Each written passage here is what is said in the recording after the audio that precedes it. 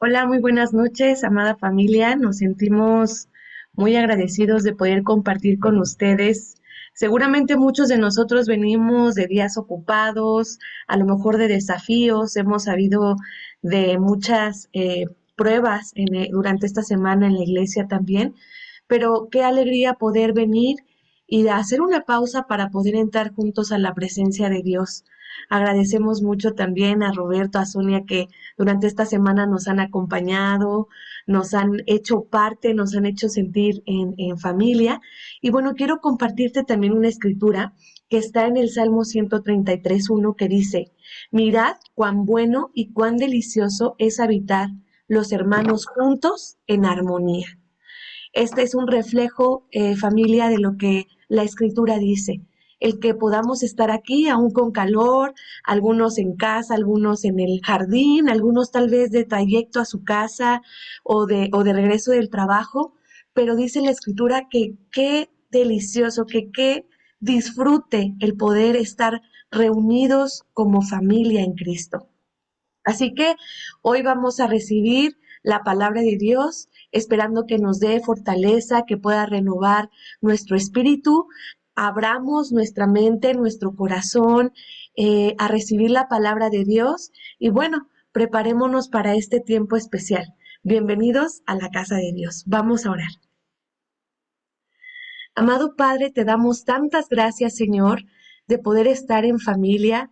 Tú sabes, Señor, personalmente que me he sentido muy recibida, muy bienvenida y comprobando que donde quiera que tú estás, que donde quiera que está tu iglesia, tu Espíritu Santo, somos familia. Dice tu escritura que ya no somos extranjeros. Te ponemos en tus manos este tiempo, te ponemos en tus manos la vida de cada uno de nosotros, aún de cada uno de los hermanos y hermanas que están pasando por pruebas y desafíos durante este tiempo. Y te rogamos tanto que sea tu palabra la que vive en nuestro corazón, la que abra nuestra mente a ese mundo espiritual, que podamos pelear la buena batalla, Señor. Quédate en control de cada una de nuestras vidas, de nuestras familias y que podamos descansar en ti. Es en el amado nombre de Jesús por quien te oramos. Amén. Bienvenidos. Muchas gracias. Muy buenas noches todos. Agradezco a mi esposa por la bienvenida y me uno a de verdad este sentimiento de gratitud hacia todos ustedes por el recibimiento, por lo cálido que es el escucharles, el leerles, aún el conocerlos. Sé que somos familia, aunque tal vez algunos no nos conocíamos, tenemos mucho en común. Entre lo más grande es Cristo, nuestro deseo de conocer, de seguir, de vivir, de aprender sobre la voluntad de Dios. Y como cada miércoles, así como lo han estado haciendo todo este tiempo, nos reunimos para aprender juntos de la palabra de Dios. Deseamos, con un corazón abierto, familia, hermano, incluso si hay amigos que se conectan, poder conectarnos con la palabra, que el Espíritu pueda entrar en nuestra mente, en nuestro corazón. Así que te pido, por favor, alejes toda preocupación por algunos segundos y podamos concentrarnos en lo que hoy Dios quiere decirnos. Pon atención, toma nota. Escucha no lo que un hombre te dice a través de una cámara, a través de una imagen, sino lo que Dios te dice a través de sus escrituras. Familia, como lo han estado haciendo durante todo este tiempo y bueno, en la iglesia, como bien sabes, tenemos un taller titulado Mi experiencia con Dios. En la región Izcali estamos en la unidad número 8, una unidad de mucha trascendencia, porque es tiempo de dar pasos. Anteriormente, la unidad 7, la de hace 8 días, era hacerlos la crisis de fe, ¿cierto? Ese momento complicado, ese momento difícil, donde no es deseable, la realidad es que no nos gusta tanto estar en las manos de un alfarero tomando forma, donde sentimos que nada está saliendo bien, donde sentimos que todo se está complicando y donde sentimos que la prueba, muchas veces dentro de la prueba, en medio del ojo del huracán, no es tan grato, da miedo y aunque sabemos que hay un gran propósito, la realidad es que no nos hace sentir bien estar en ese lugar hasta que comprendemos que hay un propósito mayor. En esta unidad, la unidad número 8, que se titula Ajustar su vida a Dios, es tiempo de hacer ajustes, literalmente, de tomar decisiones, de encaminarnos a donde íbamos, no solo desviarnos y regresarnos, sino tal vez poner una pausa, como bien lo decía mi esposa, y mirar que hay otra opción, que Dios nos está llevando a otro punto, que Dios te está llevando y te está indicando que hay algo más, que hay otro punto al cual ir. Como bien tú sabes, el propósito de este curso, de este taller a nivel iglesia, es el aprender, el conocer y hacer la voluntad de Dios. Cómo conocer lo que Dios tiene para nosotros, pero también cómo hacerlo. Estas 7 realidades que en este material aprendemos llevan todo un proceso. Nos ubicamos en el punto número 6, los ajustes, donde como bien te mencionaba, después de Dios revelarte su verdad, su plan, hacerte una invitación, incluso escuchar y aprender de qué manera Dios nos habla, encontramos que en los momentos de flaqueza es justo donde hay un propósito mayor y es tiempo de ajustar. Quiero preguntarte, piensa donde estés ahorita sentado escuchando esto. ¿Crees que los ajustes son necesarios? Medita en ello por unos segundos. Tal vez ahorita te encuentras en un punto diferente a como estabas semanas atrás. Tal vez ahorita te encuentras en un momento en el cual es no tan desagradable. Yo creo que he avanzado, he aprendido, he conocido más de Dios. Hacer un ajuste, ¿para qué? Si ya estoy bien. De cierta manera, este pensamiento habla mucho de un punto de comodidad, pero también de conformismo. Aunque, ojo, no quiere decir que estas palabras sean completamente malas. Cuando has vivido un proceso y llegas a cierto punto, encuentras paz, porque has avanzado, encuentras confort, porque hay tranquilidad, porque hay paz. Pero también tendemos a acomodarnos y creer que el punto en el cual Dios quiere llevarnos es este. ¿De verdad crees que el punto al cual Dios quiere llevarte es este? Donde estás ahorita, mayo 2025, en tu caminar de fe, ¿estás en el mejor punto en tu vida espiritual? ¿Esto es lo máximo que puedes vivir? Si piensas bien en estas preguntas, yo creo que la mayoría de nosotros entenderíamos, ouch, aunque pude creer que sí estoy en un buen punto, creo que de verdad Dios quiere llevarme a otro punto, a crecer, a estirarme. Es por eso, familia, que un punto decisivo en todo este proceso no solo es esa crisis de fe, ese momento donde mi confianza se ve puesta a prueba, sino también en el tiempo de grandes ajustes, donde habrá que modificar, donde habrá de cambiar, donde tendré que decidir, donde tendré que tomar decisiones. Piensa donde quiera que estés. ¿Cuál ha sido esa última decisión que trascendió? Tal vez el renunciar a un trabajo, tal vez dejar una situación, una necesidad, una lucha que te costaba, decidir rendirte a Dios y orar, eso fue una decisión trascendente. Tomar aquella decisión que te llevó a un cambio radical. ¿Lo recuerdas? Ese punto es una base donde podemos tomarnos de la mano de Dios y decir, de aquí para adelante. Cuando nosotros buscamos un ajuste, es porque ya entendimos que tenemos que cambiar algo, que tenemos que renunciar a algo. Pero todo esto es porque hay algo mejor. ¿Recuerdas este punto? Ponlo por favor en tu mente. Cuando hacemos grandes ajustes, entonces podemos ir a una enseñanza, un principio. La fe, que no es cosa muerta, porque viene con hechos. Tú y yo, como discípulos de Jesús, vivimos una fe activa, una fe que nos demanda crecer, una fe que nos levanta de nuestra comodidad o de nuestro lugar seguro o estable. Aunque tambalemos, damos esos pasos de fe. Esto es acción, esto es decisión. Así que la acción es el conjunto, es la combinación, es el resultado de ajustes y también de obediencia, porque no es tomar decisiones por tomarlas, sino es aprender de Dios. Él quiere algo para mí mejor de lo que yo quiero, mejor de lo que yo pretendo y sueño. Y familia, hermanos, iglesia, Dios tiene algo mejor de lo que tú crees que es lo mejor para ti. En serio, ¿eh? Aunque tú creas que ese proyecto es increíble, que te va a ir súper bien, que no te va a faltar nada si logras tal cual proyecto, te aseguro que Dios tiene algo mejor que eso. Nuestra visión es corta, es limitada. Por eso es que la obediencia es elemental en este proceso. Por eso es que los ajustes no solamente es lo que se te ocurra, sino es lo que Dios te llame a hacer. Mire, Fíjate este principio bíblico. Jesús le dijo a los que escuchaban en este momento de la misma manera, cualquiera de ustedes que no renuncie a todo, a todos sus bienes, no puede ser mis discípulos. No puede ser mi discípulo si no renuncia.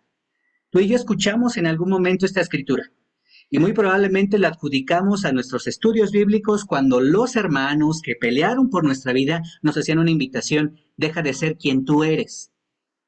Se escucha fácil, ¿no? Pero la realidad es que no lo es. Deja de ser quien eres para convertirte en discípulo.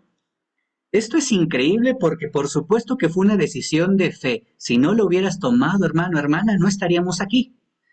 Fácil no fue, pero entendimos algo, que para ser discípulos necesitábamos no solo negarnos, sino renunciar a todo lo que teníamos, a todo lo que éramos, a todo lo que planeábamos. En confianza, iglesia, es que al paso del tiempo, cuando nuestra fe se va mermando, cuando nuestras pruebas o las pruebas nos van puliendo, forjando, vamos negociando con nuestra fe. Dejamos de renunciar, dejamos de renunciar a nosotros. Empezamos a negociar con lo que nos permitimos o lo que no está tan mal. Muchos hacemos esto. Nuestra tendencia y nuestra carne es esta, buscar la comodidad, buscar nuestro beneficio. Y olvidamos el principio de negarme a mí, de desprenderme de todo, de soltarlo y dejárselo en las manos de Dios para creer y confiar que Dios tiene algo mejor para mí. ¿Te has encontrado en ese punto? Muy probablemente hoy como iglesia no estás en ese punto, pero sí lo hemos estado. Le diríamos a Dios mentiroso si es que no hemos estado en esas pruebas, donde nuestra naturaleza lucha con el espíritu, donde nuestros deseos carnales se confrontan ante la verdad y las grandes promesas de Dios. Si tú y yo entendemos que para ser discípulo hay que renunciar a todo, hoy quiero pedirte que pongamos todo nuestro corazón en la palabra de Dios y en distintos ejemplos que nos muestran las Escrituras. Fíjate cómo en el Antiguo Testamento tenemos el ejemplo de Noé, que tuvo que tomar una decisión. Noé no solamente tenía que construir un arca, para que Noé construyera esa arca, tenía que cambiar de vida, tenía que dejar lo que estaba haciendo, no podía seguir siendo el mismo y dedicarse de vez en cuando a hacer el proyecto que Dios mismo le había encargado. Otro ejemplo, Abraham, que tenía que partir a Canaán, podía quedarse con su familia, con lo suyo en Ur, pero tenía que partir de ese lugar perdiendo todo lo que tenía, renunciando a todo lo que tenía para ser el padre de las naciones, el padre de la fe. Esa fue una decisión trascendente. ¿Qué tal Moisés? Que pudo quedarse en el desierto, cuidando de los suyos, cuidando de las ovejas y conformarse con eso. Implicaba para él ir y presentarse al faraón y liberar al pueblo. Ser el hombre que Dios tenía en este proyecto de vida para él. No quedarse con lo que él tenía en su limitada visión. ¿Qué tal David? Un pastor de ovejas, uno entre muchos. Pero Dios vio su corazón y tenía que tomar una decisión, tenía que renunciar a sí mismo, tenía que dejar de ser él. ¿Para qué? Solamente y nada más ni nada menos que convertirse en el rey del pueblo escogido. ¿Qué tal? El profeta Amós, que podía quedarse rodeado de sus higueras, pero tenía una encomienda. Dios había hablado a su vida, tenía que ir a predicar a Israel. Él, sin darse cuenta, estaba siendo escogido por Dios como tú y como yo. No para vivir la vida que él creía que era para él, sino algo mayor, con mayor propósito. O Jonás, una historia mucho más conocida, otro profeta que tuvo que entender que las circunstancias, que la voluntad de Dios era mayor que su propio prejuicio, que sus propias ideas. Creer que podía correr o escapar de Dios. Una muestra para comprender. Algunos somos como él, ¿eh? Tenemos que pasar, huir, correr, creer que estamos haciendo lo que nosotros queremos y Dios nos trae con mucho amor y nos dice, yo tengo una encomienda para ti, ve y predica a Nínive.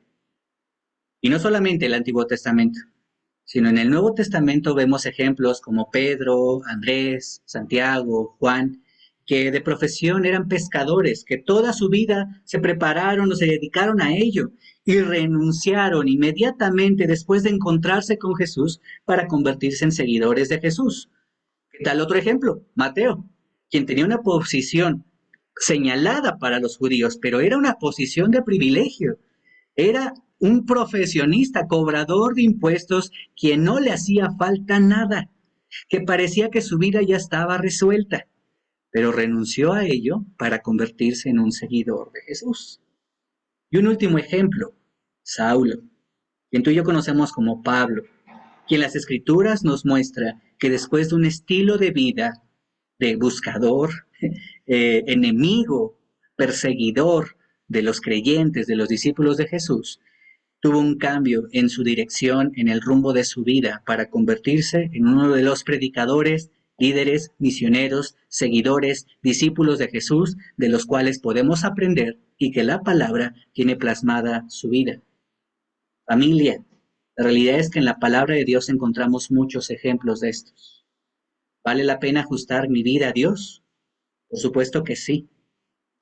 En el proceso es fácil creerlo, pero llegar a ese punto es comprender que de verdad Dios, quien es Dios, tiene un mejor plan para mí. Así que si te hace esta invitación, renuncia a todo, no es para dejarte sin nada. Nunca Dios te pedirá que ajustes algo en tu vida para dejarte peor de lo que ya estás. A lo mejor perderás algunas cosas que tú crees que son de valor, pero no lo son. Dios te va a dar algo mejor.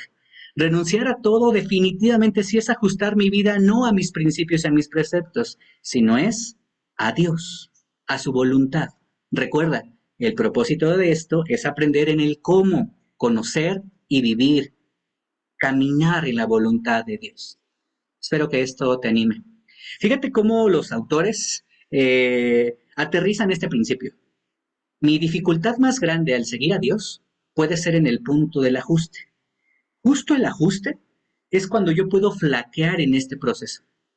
Justo en la toma de decisiones, en donde implica valor, y donde implica fe, donde implica confianza, es donde uno puede flaquear. Justo en este proceso es donde uno puede dudar. Justo en este tiempo, en este momento en el cual nos encontramos en este taller, en este plan que creemos que es espiritual, que creemos que es de mucha bendición para la iglesia, es donde podemos incluso retroceder y decir, wow, wow, wow, como que esto es complicado. Estoy mejor en el lugar en el cual me encuentro ahorita.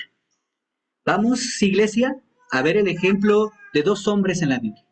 Uno de ellos es Eliseo, quien te pongo en contexto. Dios habla con todo su potestad, con todo su poder hacia la vida de Elías, un profeta, un hombre de fe, y le da una encomienda.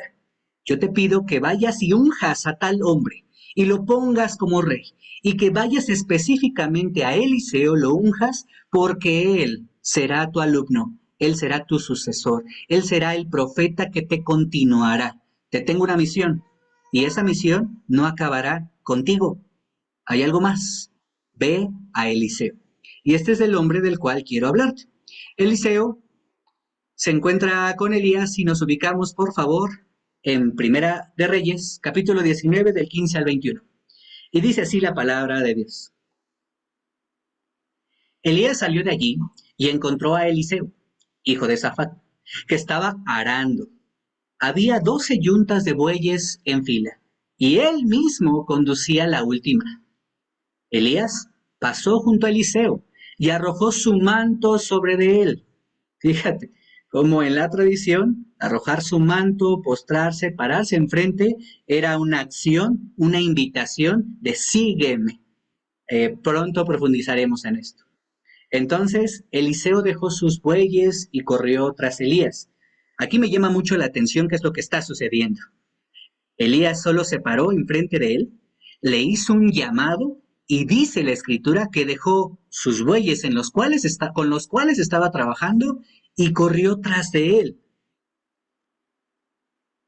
Permítame despedirme de mi padre, no dicen más las escrituras.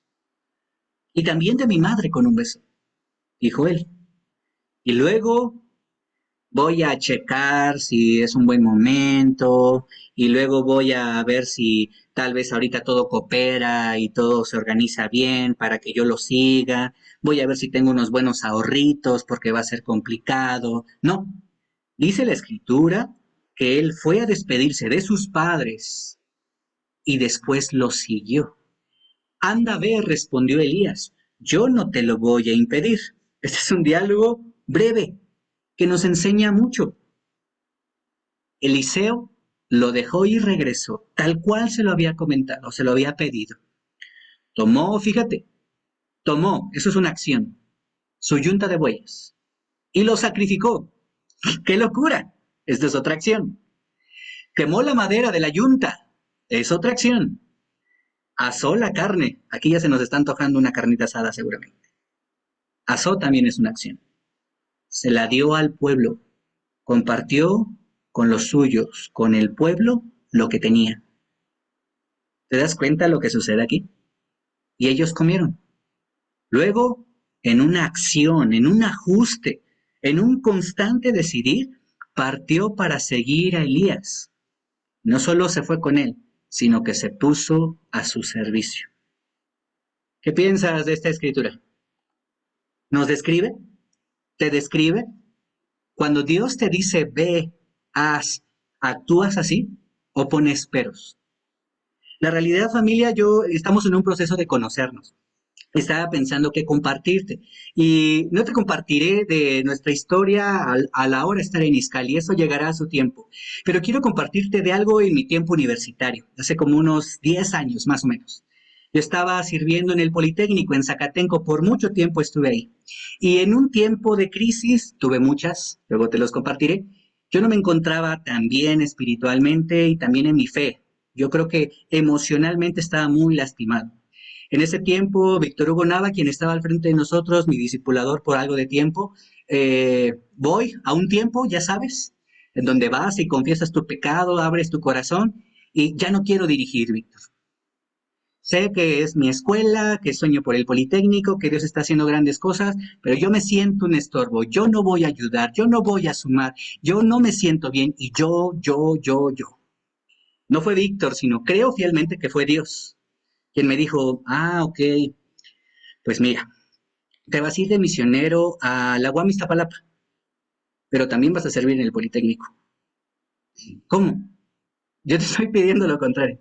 Dice, no, Dios tiene algo para ti. Tú has pensado mucho en ti. ¿Crees que Dios no piensa en ti? Que no conoce tu corazón, que no conoce tu sentir, que no conoce tu pesar. Tenemos esta necesidad. Y no sé cómo lo hice, pero en 3 semanas, 2 días estaba en la UAM Iztapalapa, 3 días estaba en el Politécnico y todavía seguía estudiando en Zacatenco. Esto fue una locura. Pero algo pasó. La UAM Iztapalapa, viajar desde el norte hasta el sur en 3 semanas era una locura y aparte ser estudiante. La UAM Iztapalapa plantó una misión en ese tiempo que fue la UAM Xochimilco. Estoy hablando de más o menos hace 9 años, 8 años. Y aunque no tuve la oportunidad como líder en la UAM Iztapalapa de ir a la UAM Xochimilco, yo no sabía que Dios, no creía, mejor dicho, que Dios tenía algo más grande, algo mayor, un propósito para todo este ajuste. Regresé al Politécnico, seguí sirviendo, vino a la Escuela de Misiones y años después, bueno, un año después, hace 7 años, resultó que esta misión en la UAM Xochimilco, los hermanos que habían sido enviados, yo todo mal ahí, dolido, ya sabes, con Dios, pero inyectando fe, le compartirían e invitarían a quien hoy es mi esposa. Ella estudiaba en la UAM Xochimilco y aunque su caminar con Dios ya llevaba algo de tiempo en otra iglesia, ella estaba buscando un propósito, ya te contará pronto ella su historia. Nos encontramos un año después y fue maravilloso entender que en la crisis Dios no ve como el final, no lo ve como lo último, sino ve algo mayor.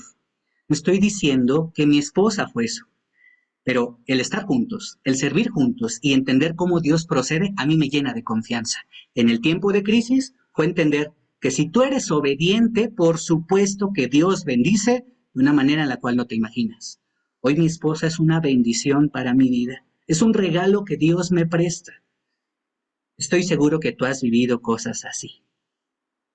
Pero pocas veces nos damos el tiempo de recordar, de reflexionar y justo ajustar nuestro corazón para comprender que Dios solo pide de ti obediencia, ponerte a su servicio, poder comprender que lo que Él tiene para contigo es mayor. Esto es increíble, una fe que va a la acción. Pero ¿qué tal? Otro ejemplo. Jesús, predicando y anunciando la buena nueva, se encuentra con un hombre de prestigio, con un hombre de posición, un joven rico. Y dice así, cierto dirigente preguntó a Jesús, Maestro bueno, ¿qué debo hacer para heredar la vida eterna? ¿Cuál era la intención de este hombre? Tener la vida eterna. ¿Crees que era malo? No. ¿Crees que estaba deseando algo malo? No. ¿Crees que incluso la intención de preguntarle a Jesús directamente fue malo? No. Este hombre tenía ese corazón de, yo quiero la vida eterna. ¿Por qué me llamas bueno? Respondió Jesús. Nadie es bueno, sino solo Dios. Continuamos. Ya sabes los mandamientos, lo cual nos apunta a que este hombre, no solo de posición, hoy sabemos que también comprendía la ley, muy probablemente vivía la ley, muy probablemente ya estaba haciendo su parte, como tú y yo, muy probablemente hoy sentimos que estamos haciendo nuestra parte. No cometas adulterio, no mates, no robes, no prestes falso testimonio, honra a tu padre y a tu madre. Respondió este hombre, todo eso lo he cumplido desde que era joven, dijo el hombre. Al oír esto, Jesús añadió, todavía, muy probablemente él admirado, efectivamente este hombre ya vivía, ponía en práctica, era su estilo de vida. Pero ¿qué crees? Hermano, hermana, que escuchamos hoy esto. Todavía nos falta una cosa. Jesús estaba hablando no a lo visible, no a lo superficial, sino a lo profundo, como creo que hoy Dios lo está haciendo contigo y conmigo. Vende todo lo que tienes y repártelo entre los pobres, y tendrás tesoros en el cielo. Luego ven y sígueme. Hay acciones, los ajustes son acciones. Tienes que renunciar a todo, tienes que repartirlo, porque así vas a tener tesoros en el cielo. Luego tendrás, es otra acción, venir, y no solamente venir a mí, sino seguirme. Cuando el hombre oyó esto, se entristeció mucho, pues era muy rico. Es decir, que lo que tenía que renunciar, a lo que tenía que renunciar, era mucho. Yo sí creo que hoy en día tú y yo, en la madurez espiritual que podemos tener en la iglesia, entendemos que esto no es literal. No es que Dios te pida que renuncies lo poco o mucho que tienes de manera literal. Creo que lo comprendemos. Pero por supuesto que cuando Jesús está hablando al corazón, sabe qué te va a pedir. Y para este hombre sabía que le estaba pidiendo. Eso que te da seguridad en esta tierra. Eso que crees que es tuyo. Eso que crees que te pertenece. Entrégalo. Sígueme después. Él era muy rico. Al verlo tan afligido, Jesús comentó qué difícil es para los ricos, para aquellos que tienen mucho, para aquellos que ponen su seguridad en lo que les pertenece, en lo material, entrar en el reino de Dios. En realidad, le resulta más fácil a un camello pasar por el ojo de una aguja que a un rico entrar en el reino de Dios. De un ejemplo, de una cuerda, que es bien complicado meterlo al orificio de una aguja, de un ejemplo común, pero que todos entendían, pues eso no es tan fácil. Lo comparó a si eso que tú ves complicado, como cualquier ejemplo que se te pueda venir en esta noche, y ni estás dispuesto a renunciar a ello, que es tan fácil y tan pequeño, qué difícil se te va a hacer entrar en el reino de Dios. Los autores de todo este plan, de este libro, lo aterrizan así. No es posible quedarse donde estás y al mismo tiempo andar con Dios. Qué difícil, ¿no? Porque en nuestra vida espiritual, como bien te mencionaba, muchos podemos creer que estamos en un lugar seguro, que estamos bien. La estabilidad es un sutil engaño, donde podemos conformarnos con lo que hoy tenemos. Pero si algo creo y te animo a creer, es que Dios constantemente nos está estirando en nuestra fe.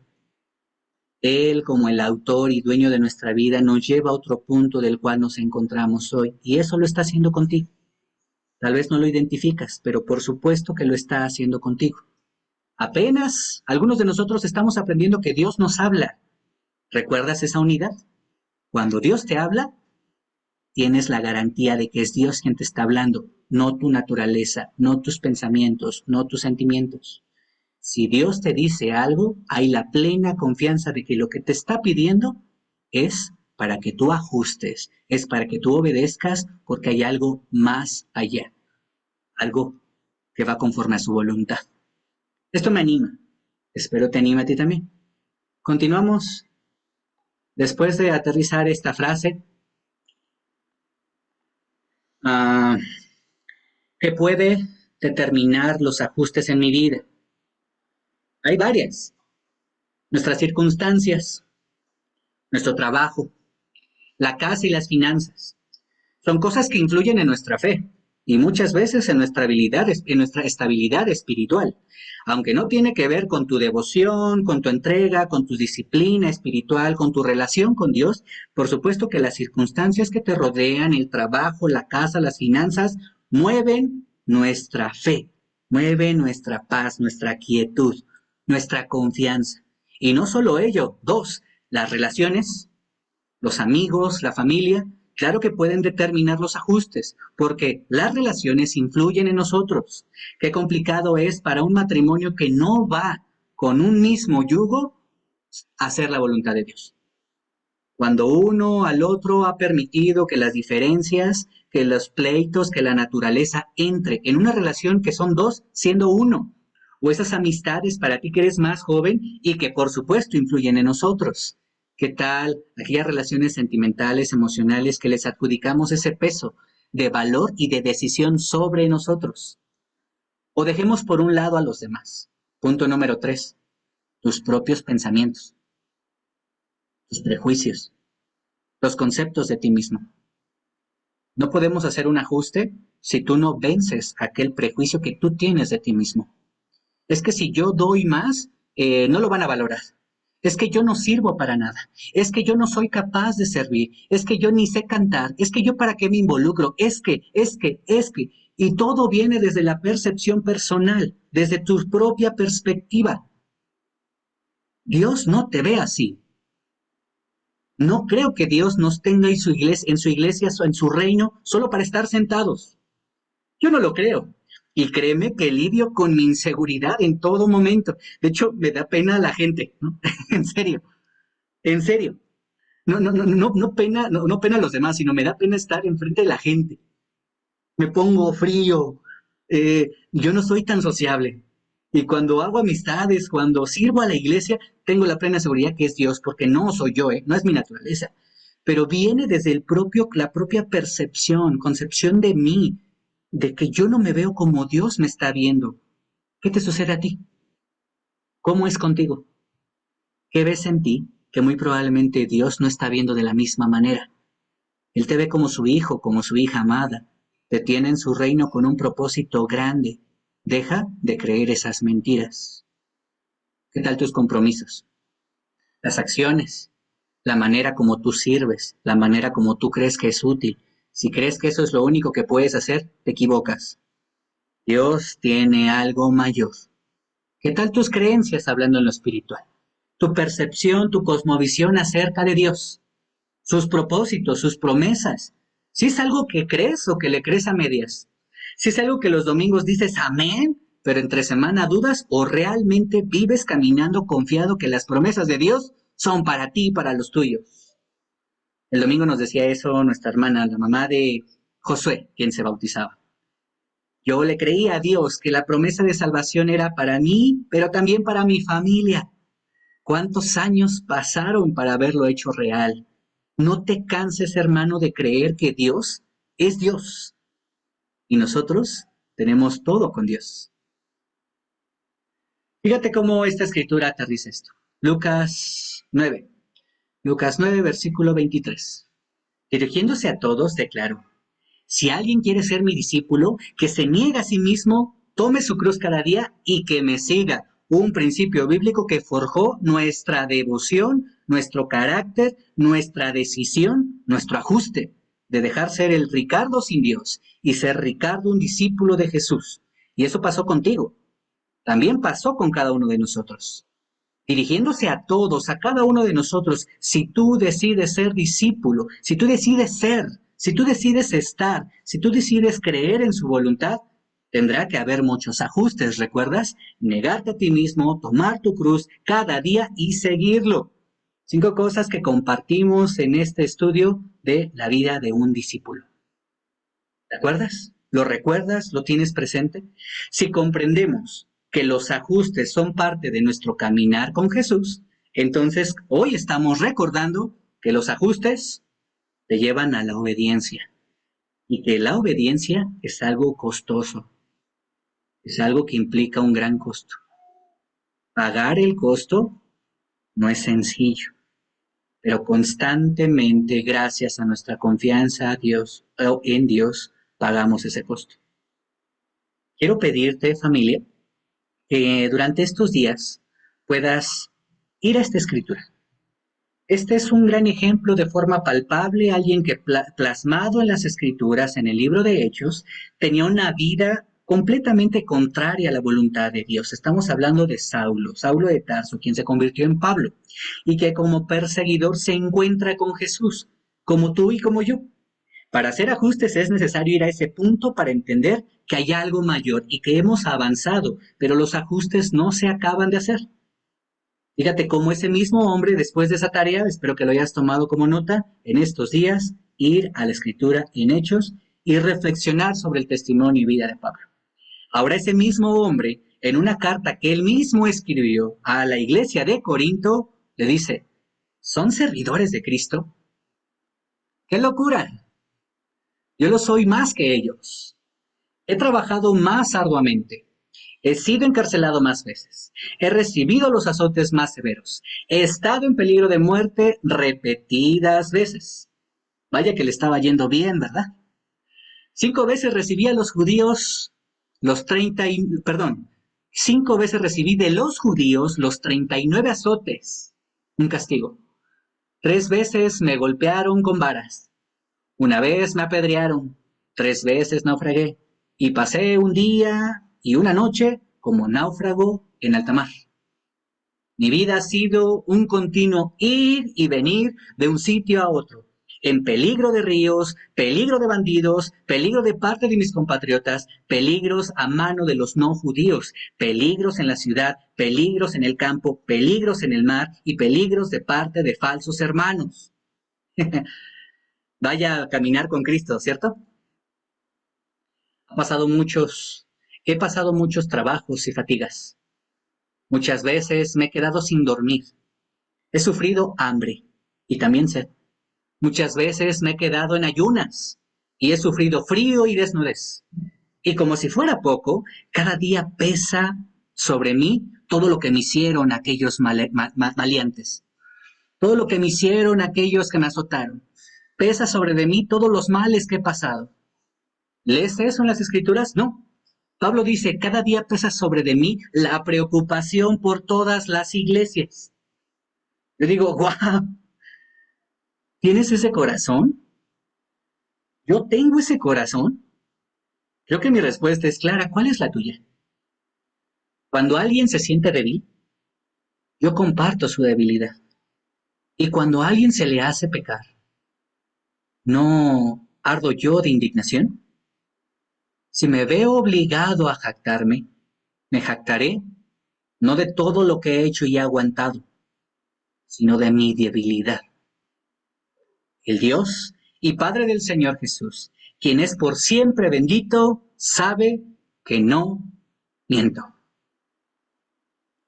Hermano, tener la plena garantía de caminar en la voluntad de Dios es encontrar no esa justificación en lo que tú has hecho, dicho y caminado y vivido para Dios. De hecho, lo que te comparto de la UAM, eso es Dios. Yo no fui. Yo ya te expliqué cómo estaba mi corazón. Dios fue quien hizo grandes cosas, no yo. Y así es contigo.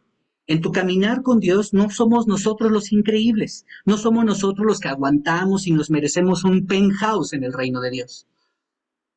No, es Dios.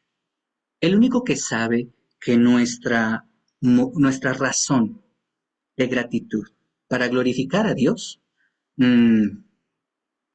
es lo débiles que nosotros somos, es lo necesitados que nosotros somos, pero también, y más sobre eso, lo increíble que es Él, lo bueno que es Él, lo poderoso y grande y maravilloso y misericordioso que es con nosotros.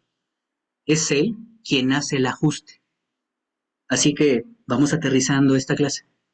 Aún esas decisiones, no eres tú el increíble quien toma esas decisiones y hace esos ajustes, es Dios. No es Pablo diciendo, soy yo quien aguanto y míreme, yo soporte. Yo soy débil, pero si he vivido todo esto es porque Dios me ha acompañado. Él sabe que no miento.